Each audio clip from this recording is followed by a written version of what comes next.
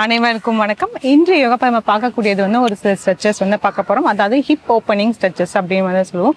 அதாவது நம்மளோட இடுப்பு பகுதிகள் இந்த பக்கமும் சரி இந்த சைட்லையும் சரி அதை ஓப்பன் ஆகுறதுன்னு சொல்லுவாங்க. ஹிப் ஓப்பனிங் ஆசனாஸ் இல்லை ஸ்ட்ரெச்சஸ் அப்படின்னு நம்ம சொல்லுவோம்.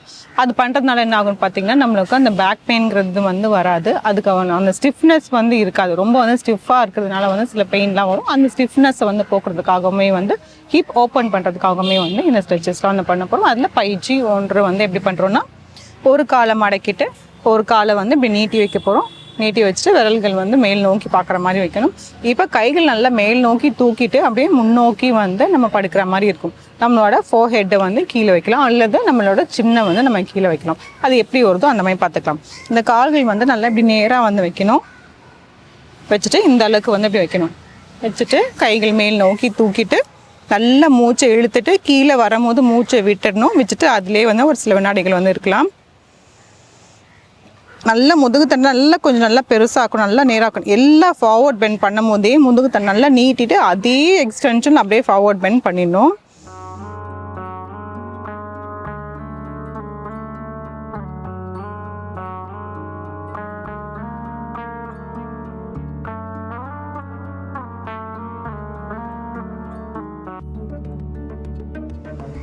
தளர்த்திக்கலாம்.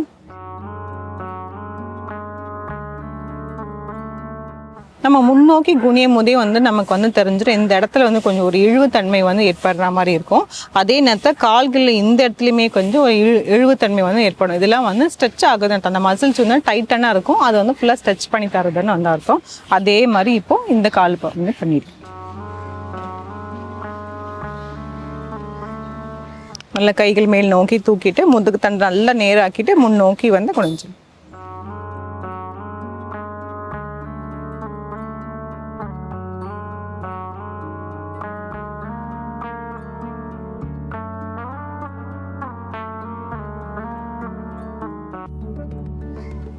தளர்த்திக்கலாம்.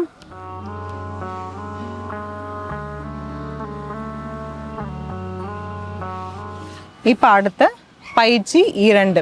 பயிற்சி 2ல் இது கொஞ்சம் இன்டர்மீடியேட்டாக ஒரு ஸ்ட்ரெச் இருக்கிற மாதிரி இருக்கும். அது எப்படின்னா, கால்கள் கொஞ்சம் இப்படி அகட்டி வைக்க போகிறோம். அகட்டி வச்சுட்டு கால் பாதங்கள் கீழ் நோக்கி இருந்துடலாம். இந்த 2 கால்களுக்கு நடுவில் நம்ம கைகள் மேல் நோக்கி தூக்கிட்டு முன்னோக்கி நம்ம குனிய போகிறோம். இந்த கால் பொசிஷன் மட்டும் தான் மாறும். பயிற்சி 1 பயிற்சி 2க்கு மட்டும் கால் பொசிஷன் அப்படியே மாறும். அதே மாதிரி கைகள் நல்லா மேல் நோக்கி தூக்கிட்டு முதுகு தண்டை நல்லா நேராக்கிட்டு உங்களுக்கு எந்த அளவுக்கு முன்னாடி போய் குனிய முடியுமோ அந்த அளவுக்கு பண்ணலாம். கைகள் கீழே போகிறதுக்காக கொஞ்சம் முயற்சி பண்ணணும்.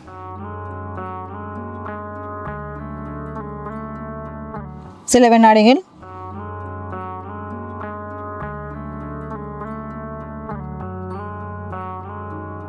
தளர்த்திக்கலாம்.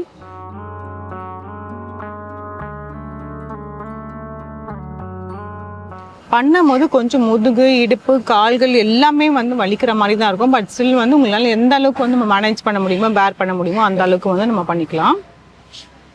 இன்னும் ஒரு முறை.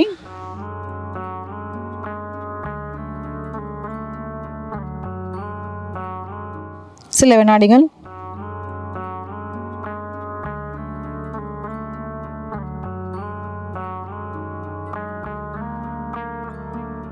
தளர்த்திக்கலாம்.